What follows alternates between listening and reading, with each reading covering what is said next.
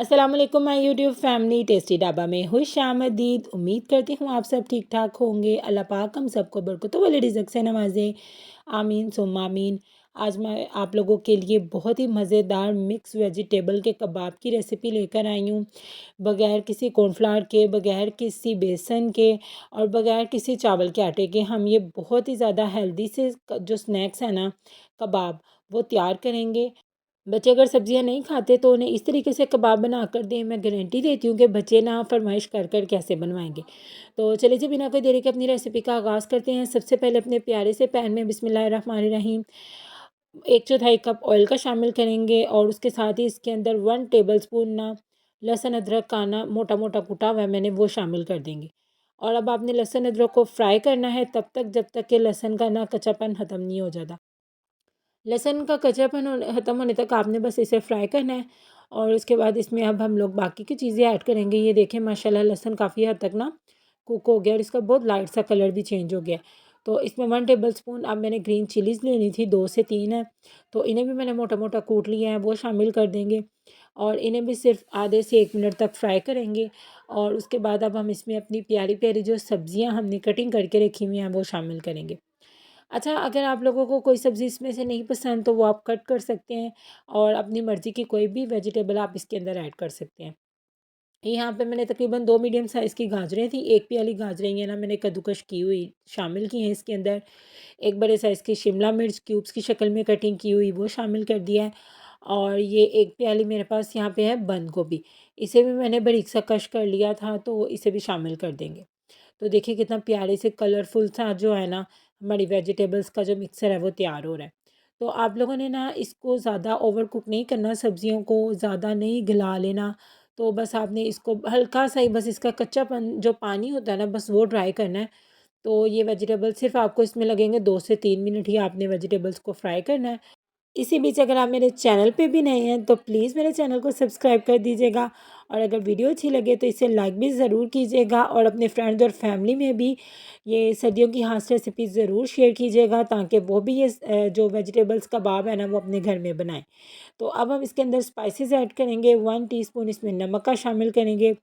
1 table spoon भर के chilli flakes शामिल कर देंगे, यानी दरा मिर्च शामिल कर देंगे, मोटी कूटी हुई लाल मिर्च। 1 टीस्पून काली मिर्च का पाउडर शामिल कर देंगे। और ये 1 टीस्पून ना मैंने यहाँ पे शामिल किया है चिकन पाउडर। अगर ये आपके पास नहीं है तो आप इसमें चिकन क्यूब भी शामिल कर सकते हैं, और अगर वो भी नहीं है तो आप इसे स्किप भी कर सकते हैं। लेकिन इसे शामिल करने का एक फ़ायदा ये होगा कि बगैर चिकन के ही हमें अपने कबाबों में ना चिकन का फ्लेवर आएगा। तो आप लोगों के पास अगर ये है तो ज़रूर शामिल कीजिएगा। अब इन स्पाइसेस के बाद आपने इसमें पानी शामिल करना है।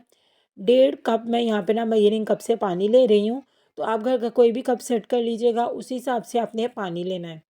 तो मैंने यहाँ पे 1.5 कप पानी ऐड किया है। अब बस हम मैं ना इसका थोड़ा सा, बिल्कुल थोड़ा सा नीम गर्म होने का इंतज़ार करूँगी, यानी जब पानी में बॉयल आने लगता है ना, बस तब तक के लिए। उसके बाद मैं इसके अंदर शामिल कर दूँगी 1 कप सूजी। जिस कप से मैंने पानी लिया था उसी 1 कप सूजी को ना हम इसके अंदर ऐड कर देंगे। उसी कप से मैंने सूजी को भी मेजर किया है।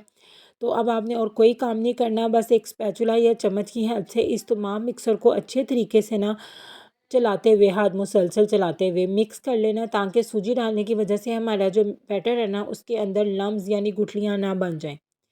बस अब आपने इसकी करनी है बुनाई काफ़ी अच्छे तरीके के साथ, ताकि सूजी का जो कच्चापन है वो भी ख़त्म हो जाएगा। बस अब आपने इसे तब तक के लिए भूनना है जब तक ये हमारा जो मिक्सर है ना वो पैन नहीं छोड़ देता। तो ये बहुत ही अच्छे तरीके से मिक्स हो जाएंगे, और बिलीव मी ये वेजिटेबल्स जब आप लोग अपने बच्चों को, अपने गेस्ट के आगे रखोगे ना, तो वो पहचान ही नहीं पाएंगे कि आपने इसमें इतनी वेजिटेबल्स डाली हैं। आप इसके अंदर बॉयल एग का भी यूज़ कर सकते हो, और अगर कोई और वेजिटेबल भी ऐड करना चाहो तो कर सकते हो। तो ये बहुत ही ज़्यादा जो मज़े के कबाब है ना वो बन के तैयार होते हैं। अब ये देखिए, ये जो हमारा मिक्सर है वो सेट हो गया है, उसने पैन को भी छोड़ दिया है। इसे ठंडा होने के लिए एक साइड पे रख देंगे और इसे एक बाउल में ट्रांसफ़र कर लेंगे। अब ये चूँकि ठंडा हो गया है तो अब हम इसके अंदर डालेंगे ढेर सारा हरा धनिया, और उसके साथ ही यहाँ पे मैंने 2 से 3 अदद आलूओं को ना बॉयल करके तो ना मैंने कद्दूकश कर लिया था, ताकि इसमें ना लम्स वगैरह ना बने। इसको भी शामिल कर देंगे, और अब इस सारे मिक्सर को अच्छे तरीके से हम लोग कर देंगे मिक्स अपने कबाब बनाने के लिए।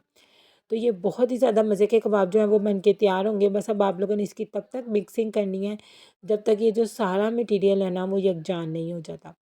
बस इसकी मिक्सिंग करने के बाद अब हम इसको करेंगे फ्राई। तो आप लोगों ने वीडियो को स्किप करके जाना नहीं है, क्योंकि मैं अभी आपको इसके फ्राई करने का भी तरीका बताऊंगी। तो ये मिक्सर हमारा काफ़ी अच्छे तरीके से मिक्स हो गया है। तो अब हम हाथों को कर लेंगे ऑयल के साथ ग्रीस थोड़ा सा, और जल्दी जल्दी अपने जो कबाब है ना वो बनाकर तैयार कर लेंगे। आप इसे कोई भी शेप दे सकते हो, मैं यहाँ पे इसे गोल शेप दे रही हूँ। तो ये देखिए मैंने माशाल्लाह सारे कबाब अपने कलरफुल से तैयार कर लिए हैं। अब एक बाउल में 2 अंडे ले लेंगे और इनको अच्छे तरीके से फेंट लेंगे।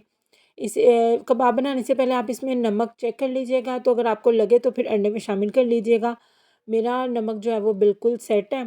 वैसे भी जो वेजिटेबल्स कबाब होते हैं ना उसमें नमक मिर्च है ना वो ना नॉर्मल ही होती है, ज़्यादा तेज़ स्पाइसी नहीं होती।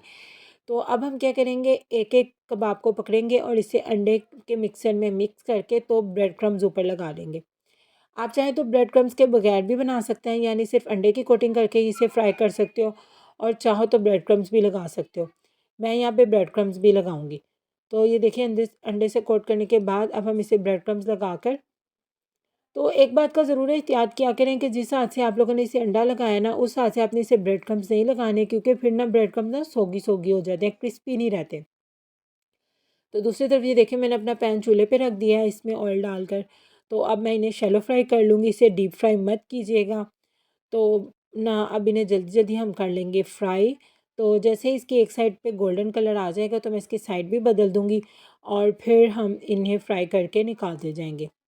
इसी तरह 2 से 3 बैचेज़ में हम लोग अपने कबाबों को कर लेंगे फ्राई। तो ये देखिए माशाल्लाह कितना प्यारा लाइट गोल्डन सा कलर हमारे कबाबों के ऊपर आ गया है। और बिल्कुल भी कोई बच्चे ना पहचान ही नहीं पाएँगे कि इसमें वो वेजिटेबल है जो हम खाते नहीं हैं, और गेस्ट भी पहचान नहीं पाएँगे कि कितने मज़ेदार आप लोगों ने जो कबाब है ना वो बना के तैयार किए हैं। तो इसी तरह सारे कबाबों को फ्राई करके हम लोग निकाल लेंगे। तो साथ ही ये देखिए माशाल्लाह माशाल्लाह फ़ाइनल लुक हमारे कबाबों की कितनी ज़्यादा प्यारी लग रही है।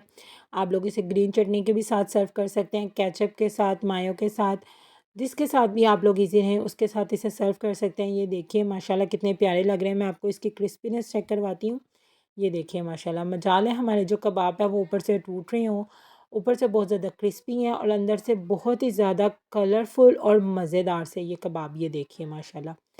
तो आप लोगों ने इस रेसिपी को ज़रूर ट्राई करना है, और फिर मुझे कमेंट सेक्शन में आकर बताना भी है कि आपको ये रेसिपी कैसी लगी। दुआओं में याद रखिएगा, अपना बहुत ज़्यादा ख्याल रखिएगा। अल्लाह हाफ़िज़।